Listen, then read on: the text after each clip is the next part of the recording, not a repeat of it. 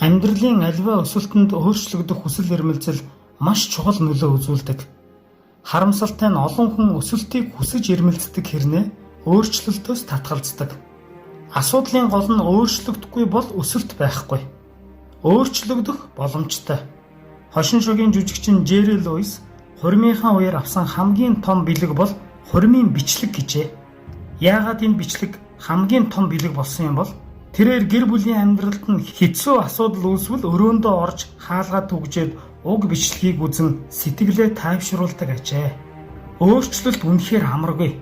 Асар их цаг хугацаа, хүч болон тэсвэр төвчээр шаардлагатай. Мөн юу юунаас ч илүү өөрчлөгдөхийг хүссэн халуун хүсэл эрмэлзэлтэй байх хэрэгтэй. Өөрчлөлт нэг удаа шийдвэр гаргаад дараа нь мартаж болдог шийдвэр биш.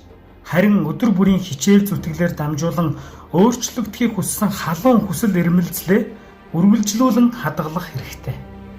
Хандлагын хүч номноос танд амжилт хүсье.